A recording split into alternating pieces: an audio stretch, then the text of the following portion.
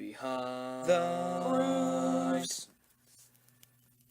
Hello everyone and welcome to Behind the Grooves, where I, Josh Dezern, the vinyl kid of Florida, take you to the other side of the record behind the grooves. Today I'm going to be looking at one of the most influential albums of all time, a 2016 reissue of the 1979 classic The Wall by Pink Floyd. That's a sticker, by the way, not part of the cover. I'll just start with that. And I'll also start out by saying that if you don't have a vinyl copy of this, but you've at least listened to the whole thing at least once, no one here is judging you. I'm not judging you here, because it took me an eternity to find even an expensive copy of this album. And the end result was me unwrapping it on Christmas morning this past year. So the point is, it's a hard to find album, and even when you find it, it'll more than likely be painfully expensive, because I've never seen a copy of this, reissue or not, that was less than $40. But anyway, on to the album story. The album follows the life of Pink, a boy who went through a lot of pain growing up. His father died in World War I, his fellow students and his teachers tormented him in school, and his mother was insanely overprotective. Eventually, he becomes a rock star, and he becomes addicted to, sex and drugs and all the regular rock star stuff. His character was based on Roger Waters, who is Pink Floyd's bassist and is pretty much known as Pink Floyd the person to many people, and also the original lead singer Syd Barrett, who only appeared on some of the early Pink Floyd stuff. I'm pretty sure he only appeared on the first album. But anyway, so let's get into the description of the album. I pointed this out before. This is a sticker. The part that says Pink Floyd The Wall on it is actually a sticker, not part of the album cover. You can see it there.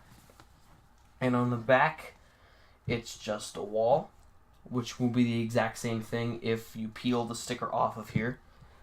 The sticker came with the shrink wrap, along with the other sticker, which just looks like this. It's Pink Floyd The Wall, and it's got the track listing on it. And then right there, it said The Wall on the outer shrink wrap and not on the actual cover.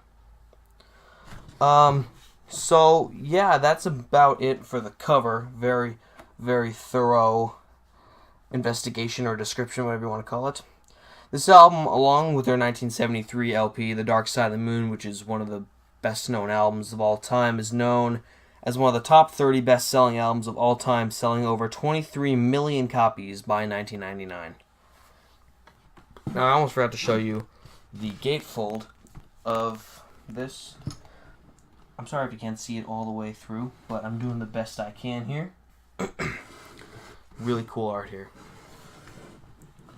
Now, of course, here, all the production credits and whatnot. Now, I'm going to read you the track listing, but I have to take out both inner sleeves for it, because it's got the lyrics as well. On the inner sleeve, well, first off, they're rounded edges, so you won't hurt yourself. And the lyrics and the track listing is on each side of the inner sleeve per side of the record. So let me just pull both of these out real quick first. Put this cover aside. Alright, so side A has In the Flesh, The Thin Ice, Another Brick in the Wall Part 1, The Happiest Days of Our Lives, Another Brick in the Wall Part 2, the famous Another Brick in the Wall Part 2, and Mother.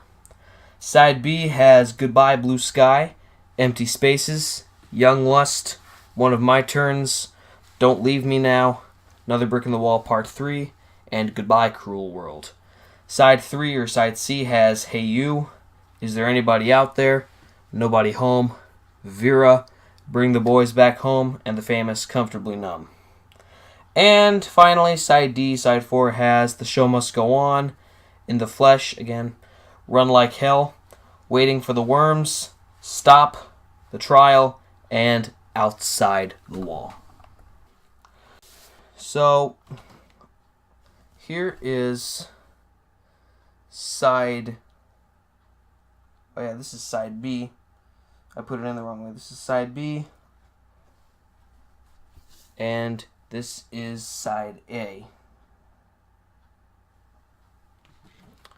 I'll make sure to put that in correctly, and I'll show you the second record right now, because it's a 2 LP, as I said before. Oh, that one was correct. Here's side C.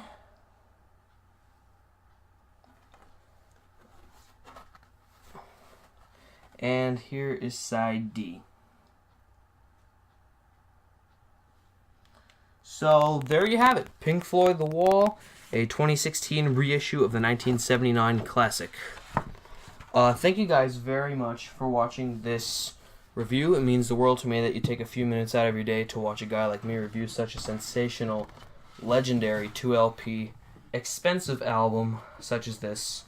That's my only complaint about The Wall. I wish it were not as expensive as it is, but you know what? It's legendary, so I guess it has a sort of excuse. As always, please subscribe for more Behind the Grooves. We try to release a new one every other Saturday or so. And this is the first episode where I can make the official announcement that Vinyl Man Jebb Edmond has decided to step away from production because of a full schedule, which is completely understandable. Even though it's going to be painful without him, we're going to miss having him around and, you know, giving him deadlines and albums to review and all that. So thank you, Vinyl Man Jebb. If you're watching, we salute your service. We're going to miss your service. And if you ever want to come back, you are always invited onto the camera. Just let me know. This is Papa Josh Dezern, the Vinyl Kid of Florida, signing out with peace and love, and a 2016 reissue of the 1979 Pink Floyd classic, The Wall. Expensive, but it's all worth it. Rock on, my friends, and stay groovy.